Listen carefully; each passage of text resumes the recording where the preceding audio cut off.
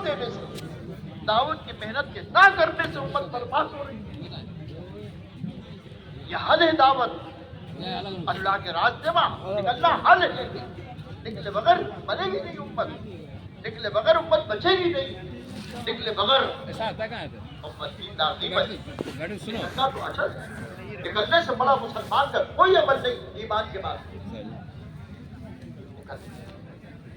یہ اجتماع اس کے لیے نکلنا ابھی موقع ہے نکلنے کا، نکل کر اپنی بھی بنا سکتے ہیں، لوگوں بھی بنا سکتے ہیں۔ میرے بھائیوں، آپ کو اندازہ نہیں، دنیا میں سب سے محبوب، امت کے شفیق، امت کے ہمدرد، امت کے خیر خواہ حضرت رسول پاک صلی اللہ علیہ وسلم سے بڑا کوئی نہیں۔ کوئی ماں اپنی اولاد کے لیے کیا تڑپے گی جن سے ہمارے نبی ہمارے لیے تڑپے؟ کوئی ماں اپنی اولاد کے لیے کیا بے چین ہوگی جو اللہ کے نبی اپنی امت کے لیے بے چین رہتے تھے۔ ایک مرتبہ جبرائیل علیہ السلام کو اللہ تعالیٰ نے بھیجا، جاؤ جبرائیل میرے محبوب کو جا کے میرا سلام کہو، وہ یہ پوچھ کے آؤ کہ آپ غمزدہ کیوں رہتے ہیں، آپ غمزدہ کیوں رہتے ہیں؟ کہ اللہ کو معلوم نہیں تھا اللہ کے کائنات میں جتنے انسان ہیں، جتنے جنات ہیں، جتنے فرشتے ہیں، جتنی مخلوق ہیں، ہر ایک سے باخبر، ہر ایک کے دل میں کیا ہے اللہ اسے جانتے بھی اور دیکھتے بھی۔ بڑی شفاعت بات ہے یہ تو مجھے اور تمہیں بتانے کے لیے اللہ نے یہ حکمت کرا۔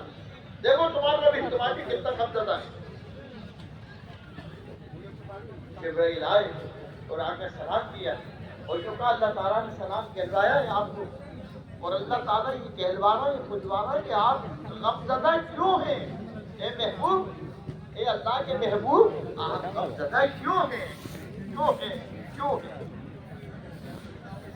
یہ نہیں کہا اے جبرائیل مجھے میرے نواسوں کا غم ہے، اے جبرائیل میرے چچا کا غم ہے، اے جبرائیل میری بیٹی کا غم ہے، یہ نہیں کہا۔ یہ کہا اے جبرائیل مجھے میری امت کا غم ہے، اے جبرائیل میری امت کا غم ہے۔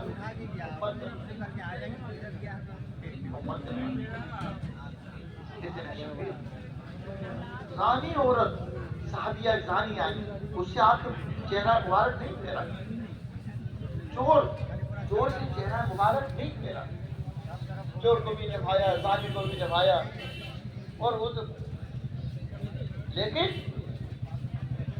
تبوک میں 3 صحابی اللہ کے راستے میں جا سکتے تھے اور نام تھا جانے کا، اور وہ نہیں گئے۔ کعب بن مالک، ہلال بن امیہ اور ایک اور